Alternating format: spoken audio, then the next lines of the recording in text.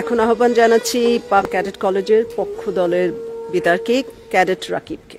ধন্যবাদ মাননীয় সভাপতি, আমাকে কিছু বলার সুযোগ করে দেওয়ার জন্য।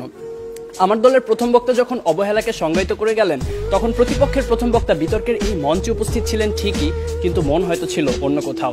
তাই তিনি বারবার ভিন্ন ভিন্ন সুরে একই গান গেয়ে প্রমাণ করার চেষ্টা করে গেলেন যে সন্তানের মানসিকতা নাকি বৃদ্ধ পিতামাতার প্রতি দায়িত্ব পালনে অবহেলার মূল কারণ নয়। অবহেলার সংজ্ঞায় যেখানে বলছে অবহেলা হচ্ছে প্রদত্ত পরিস্থিতিতে যত্নের অভাব এবং ইচ্ছাকৃত অসতর্কতা, অর্থাৎ বিজ্ঞ প্রতিপক্ষ, অবহেলার প্রশ্ন আসে তখনই যখন আপনি পূর্ণ সামর্থ্য থাকা সত্ত্বেও আপনার বৃদ্ধ পিতামাতার যত্নের প্রতি ছিলেন উদাসীন। যে ছেলেটি শুধুমাত্র টাকার অভাবে বৃদ্ধ মায়ের চিকিৎসা করাতে পারছে না, সে কিন্তু আজকের বিতর্কের বাইরের বিষয় বিজ্ঞ প্রতিপক্ষ, কারণ সে চেষ্টা করেও পরিস্থিতির শিকার। তার মানসিকতার কোনো দোষ নেই, অবহেলার তো কোনো প্রশ্নই আসে না।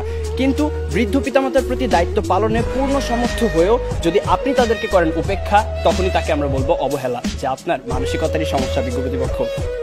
আমার সন্তান যেন থাকে দুধে ভাতে, অন্তরের এই নিবেদন তো পৃথিবীর সব বাবা মায়ের। অথচ সারাটা দিনের ব্যস্ততা শেষে একটুখানি অবসর পেলেই, যেখানে আমাদের ফেসবুক বা হিন্দি সিরিয়ালে ডুব দেওয়ার সময় হয়, সেখানে ফোন দিয়ে মাকে একটিবার জিজ্ঞেস করার সময় হয় না মা ভালো আছে কিনা, বাবাকে জিজ্ঞেস করার সময় পর্যন্ত হয় না ওষুধগুলো ঠিক মতো খাচ্ছে কিনা।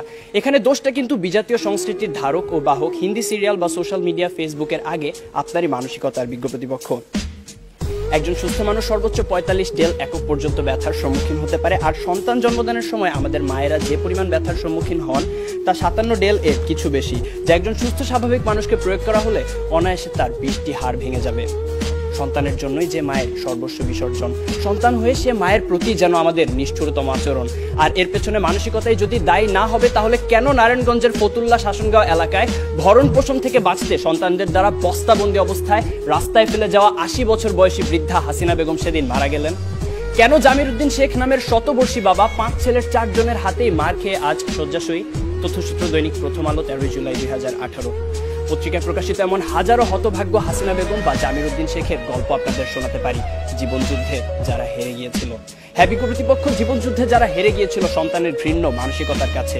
এরপরও কি সন্তানের সেই পচে যাওয়া মানসিকতার চেয়ে বিভিন্ন পারিপার্শ্বিকতার অজুহাতকেই বড় করে দেখবেন? প্রশ্ন এলো বিপক্ষের দ্বিতীয় বক্তার কাছে।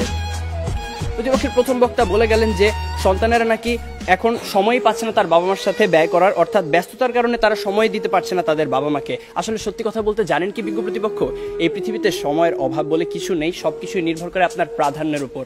তাই দিন শেষে আপনার প্রাধান্য যদি পিতামাতা না হয়ে হয় ডিজনি প্লাস বা নেটফ্লিক্স, মানসিকতার দিকে আঙুল তো উঠবেই।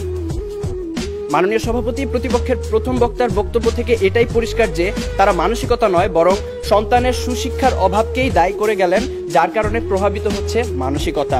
মাননীয় সভাপতি, কোনো কিছুই তো আপনা আপনি দূষিত হয় না।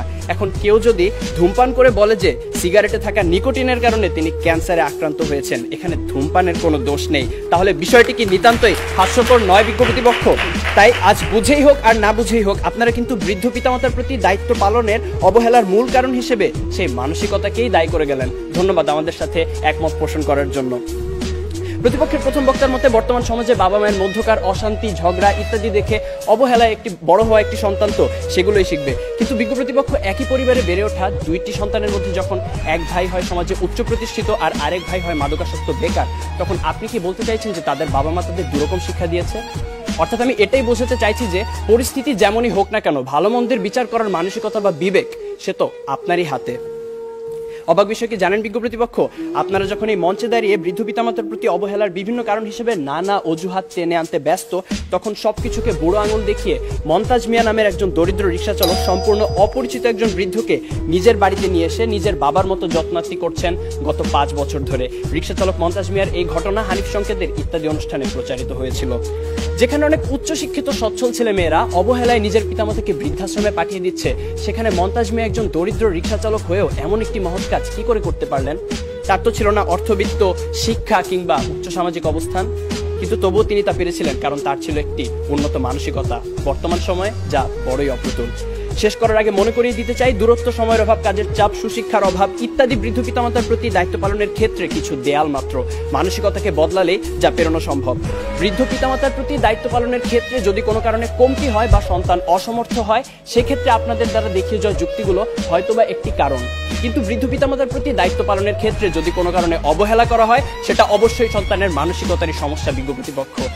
বার্ধক্য মানে অসহায়ত্ব, একাকিত্ব, মৃত্যু ভয় আর হাজারো রোগ ব্যাধির আনাগোনা। জীবনের যে সময়টায় আমাদের সবচেয়ে ভালোবাসার মানুষ বাবা মায়ের সবচেয়ে বেশি প্রয়োজন হয় আমাদের, তখন কেন আমরা আমাদের মানসিকতাকে কবর দিয়ে দূরে ঠেলে দিব তাদের? তাই বিজ্ঞ প্রতিপক্ষ, আসুন আমরা আমাদের মানসিকতাকে বদলাই।